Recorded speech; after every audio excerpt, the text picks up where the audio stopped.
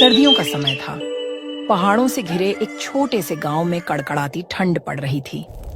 गांव के लोग अपने अपने घरों में गर्म कपड़ों और आग के सहारे ठंड से बचने की कोशिश कर रहे थे। यहाँ के गांव के लोग हर साल सर्दियों में कठिनाइयों का सामना करते थे, लेकिन इस बार ठंड बहुत ज्यादा थी और बर्फबारी हो रही थी। उसी गांव के बाहर एक साधु रहते थे। उनकी कुटिया बहुत साधारण थी, जिसे उन्होंने खुद लकड़ी और पत्तों से बनाए थे। गांव के लोग कभी कभी उनके पास जाते थे, लेकिन इस बार ठंड के कारण सबने उनसे दूरी बना ली थी। साधु का स्वभाव बहुत दयालु था और वे हमेशा दूसरों की मदद के लिए तत्पर रहते थे। वह साधु कड़कड़ाती ठंड में सहायता मांगने गांव में आते हैं।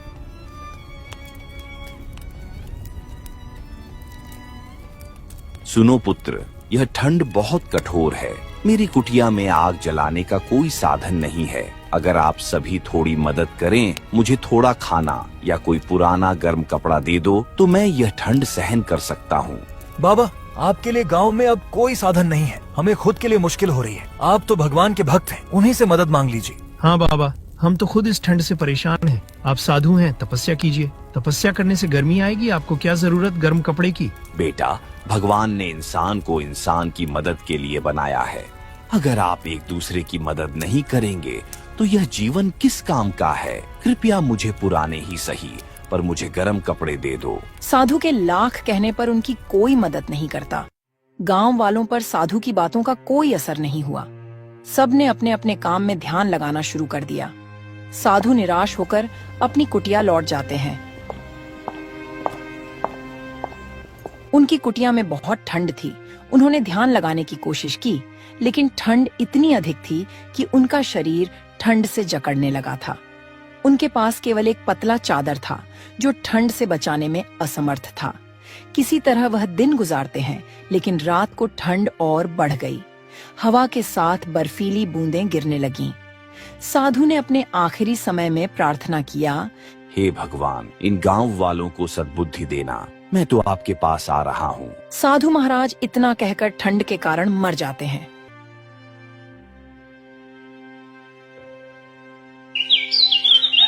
अगले दिन जब सूरज निकलता है तो गांव वाले साधु की कुटिया की ओर गए तो देखते हैं कि साधु का शरीर बर्फ बन चुका था। साधु की मृत्यु की खबर पूरे गांव में आग की तरह फैल गई। लोग उनकी कुटिया पर एकत्र हुए। उनके शरीर को देखकर सभी बहुत दुखी हुए। हमें साधु महाराज की मदद करनी चाहिए थी। वह तो भगवान के भक्त थे। हमने उन्हें अकेला मरने के लिए छोड़ दिया। हमने साधु महाराज के बारे में जरा भी नहीं सोचा। हमसे बहुत बड़ी भूल हो गई। हमने अपने स्वार्थ के आगे उनका जरा भी बात नहीं सुना। साधु की मृत्यु के बाद गांव में अजीब घटनाएं होने लगीं। ठंड और भी भयानक हो गई। बर्फ गिरने लगा और ठंड से सभी का हालत खराब होने लगी। आसमान में बादल छा गए। कड़ाके की ठंड ने गांव वालों की जिंदगी थाम दी थी। बर्फीली हवाओं ने जैसे हर किसी को घर में कैद कर दिया था। हर तरफ सन्नाटा पसरा हुआ था और ठिठुरती ठंड ने लोगों के दिलों में डर भर दिया था। खेत बंजर होने लगे थे। इस सर्द मौसम ने मानो हर किसी की जिंदगी थाम दी थी और लगातार बारिश होने लगी। गांव के खेत बर्बाद हो गए। इस ठंड ने तो सच में हद पार कर दी है। सुबह से ही हाथ पैर सुनन हो जाते हैं। घर में चूल्हा जलाना तो दूर, आग जलाने की हिम्मत भी नहीं होती। लगता है इस बार ठंड का कहर जान लेकर ही मानेगा। दूसरी तरफ एक बूढ़ा आदमी अपनी बेटी जूली के साथ रहता था। ठंड में उसके लिए घर चलाना मुश्किल हो रहा था, लेकिन जब तक वो ठंड बर्दाश्त कर पा रहा था, तब तक वो मेहनत कर रहा था। पिताजी, इतनी ठंड में आप खेत क्यों जाते हैं? देखिए ना, आपका चेहरा लाल हो गया है और हाथ पैर भी ठिठुर गए हैं। अगर आप बीमार पड़ गए तो हमारा क्या होगा? आपको अपना खुद का ख्याल रखना चाहिए। ये ठंड बहुत खतरनाक है पिताजी। बेटी, मैं भी जानता हूँ कि ये ठंड कितनी मुश्किलें खड़ी कर रही है, लेकिन अगर मैं खेत में काम नहीं करने जाऊँगा तो हम खाएंगे क्या? घर में कुछ बचा नहीं है। ये खेत ही हमारी रोटी का सहारा है। ठंड चाहे कितनी भी कड़ी हो, मुझे काम करना ही होगा। अगर मैं हार मान जाऊंगा तो तुम्हारे भविष्य का क्या होगा? लेकिन पिताजी, क्या कोई और तरीका नहीं है? क्या किसी से मदद नहीं ली जा सकती है? आपकी ये हालत देखकर मेरा दिल टूट जाता है। बेटी, इस दुनिया में दूसरों से मदद मांगने से कुछ नहीं होता। हर कोई अपनी अपनी परेशानियों में उलझा हुआ है। हमें अपने पैरों पर खड़ा होना होगा। ठंड हमें हरा नहीं सकती, क्योंकि मेहनत करने वालों को ऊपर वाला कभी भूखा नहीं रखता। जूली, जल्दी से खाना लगा दो, मुझे सुबह जल्दी खेत जाना है ताकि दिन ढलने से पहले खेत से वापस आ सकूं। पिताजी, खाने के लिए घर में एक दाना भी नहीं बचा है और पैसे भी खत्म हो चुके हैं। क्या घर में खाने को कुछ भी नहीं बचा? ये कैसे हो गया जूली? कल ही तो सोचा था कि बाजार जाकर कुछ आटा दाल लेकर आऊंगा, लेकिन ठंड के मारे बाजार भी नहीं जा सका। पिताजी, आप भी हर बार हमारे लिए सब कुछ करते हैं। अब तो हाल ऐसा हो गया है कि आग जलाने के लिए भी लकड़ियाँ नहीं बची। ऊपर से ये ठंड हमारी जान ले रही है। बस कुछ लकड़ियाँ भी आज खत्म हो जाएंगी। निराश मत हो बेटी, ये मुश्किल वक्त भी बीत जाएगा। ऊपर वाला हमारे साथ है। जब तक मैं जिंदा हूँ तुम्हें भूखा नहीं रहने दूंगा। कल मैं जंगल जाऊंगा, चाहे कितनी भी ठंड क्यों ना हो। मेहनत करने वालों के लिए हर रास्ता खुला रहता है। जोखन अब मजबूर हो चुका था। वह फैसला लेता है कि वह जंगल से लकड़ियां काटकर बाजार में बेचेगा, अपने घर के लिए अनाज लाएगा। पर कड़ाके की ठंड ने पूरे गांव को अपनी चपेट में ले लिया था। चारों तरफ बर्फ की सफेद चादर और सन्नाटे का माहौल था। इस भयंकर ठंड में जोखन जैसे तैसे पेट की आग बुझाने के लिए हर हाल में काम करता था, चाहे ठंड जान ही क्यों न ले ले।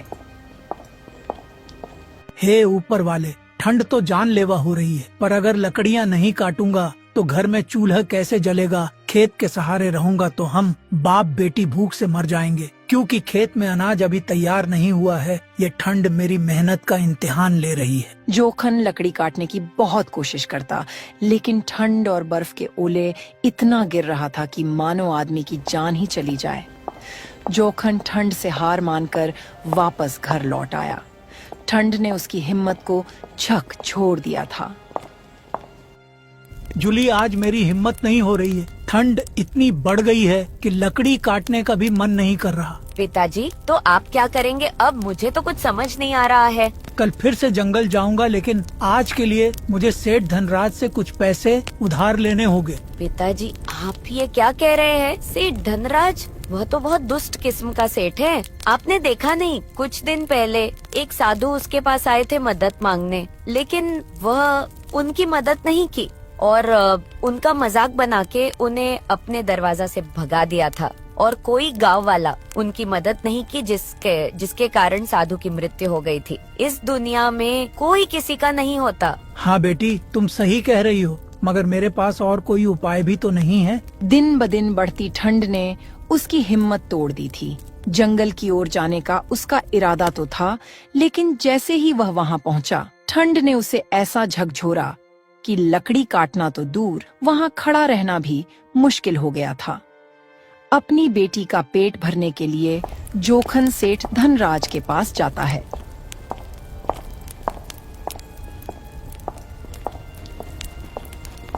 सेठ जी, मुझे कुछ पैसे उधार चाहिए। घर में खाने पीने का इंतजाम नहीं हो रहा है और खेत की फसल भी अभी हुई नहीं है और लकड़ी काटने का काम भी ठंड के कारण नहीं हो पा रहा। तुम सोच भी कैसे सकते हो कि मैं तुम्हें पैसे उधार दूंगा? अगर तुम्हें पैसे उधार चाहिए तो तुम्हें अपना कुछ कीमती सामान मेरे हवाले करना होगा। सेठ जी, अगर आपने पैसे नहीं दिए तो मैं और मेरी बेटी भूख के कारण मर जाएंगे, क्योंकि इस ठंड की महामारी की वजह से सारा काम ठप पड़ा हुआ है। अगर तुम पैसे नहीं चुका पाए तो मेरी एक शर्त है, तुम्हें अपना सारा खेत मेरे नाम लिखना होगा। अगर तुम 1 महीने में मेरे पैसे वापस नहीं किया तो मैं तुम्हारा खेत अपने नाम करवा लूंगा और तुम्हारी बेटी से शादी भी करूंगा। ये आप क्या कह रहे हो सेठ जी? क्या बेहूदगी बात की है तुमने? मेरी बेटी तो अभी छोटी है, उसके भविष्य से खेलना आसान समझते हो? क्या तुम मेरी मजबूरी का फायदा उठाना चाहते हो? ये तुम्हारे सामने मेरी शर्त है। तुम मुझे पैसे लौटा नहीं सकोगे तो मेरी शर्त पूरी करनी होगी। मैं किसी भी हालत में तुम्हारी ये शर्त नहीं मान सकता, लेकिन पैसे आज ले रहा हूँ। 1 हफ्ते में तुम्हें चुकता करूँगा। याद रखना, ऊपर वाला है, सब देखता है। जोखन पैसे लेकर गुस्से में वहां से चला जाता है। जोखन पैसे लेकर घर की ओर लौट रहा होता है कि तभी रास्ते में उसका पड़ोसी किसुन उसे मिलता है। जोखन भाई, क्या हाल है? बड़ी जल्द में हो, कहीं जा रहे हो क्या? किसुन, मैं बहुत परेशानी में हूँ। सेठ धनराज से पैसे उधार लिया हूँ, लेकिन वो मुझसे कहता है कि अगर वक्त पर पैसे नहीं लौटा सका तो मेरी बेटी का विवाह उससे ही करना होगा। क्या करूँ, कुछ समझ नहीं आ रहा। ये तो बहुत बुरी बात है। जोखन भाई, तुम तो मेहनत करने वाले आदमी हो और अब ऐसा लग रहा है कि सब कुछ उल्टा हो गया है। पर तुम चिंता मत करो, मैं तुम्हारे साथ हूँ। हम मिलकर कुछ ना तो कुछ रास्ता निकाल ही लेंगे। तुमसे बात करके थोड़ा दिल को सुकून मिला है किसुन भाई, लेकिन सच में अब क्या करूं कुछ समझ नहीं आता। घर में खाने को कुछ नहीं है और ठंड में काम करने का हिम्मत भी नहीं हो रही है। तुम जैसे अच्छे इंसान के साथ ऐसा नहीं होना चाहिए था। तुम्हारी तकलीफें मुझे बहुत गहरी लग रही हैं। जोखन, तुम चिंता मत करो, कुछ न कुछ हल निकलेगा। मुझे लगता है कि जब से पहाड़ी के साधु की मौत हुई है तब से ठंड और बढ़ गया है। हाँ भाई, तुम सही कह रहे हो। खैर तुम बताओ, तुम्हारा हाल कैसा है? बहुत बुरा हाल है भाई। घर में खाने के लिए राशन नहीं है, खेत खराब हो गए हैं, बीबी की भी तबीयत खराब है, मैं भी बहुत परेशानी में हूँ। चलो ठीक है, मैं चलता हूँ। ऊपर वाला तुम्हारी भी परेशानी दूर करे। जोखन वहां से चला जाता है और किसुन भी अपने घर चला जाता है। किसुन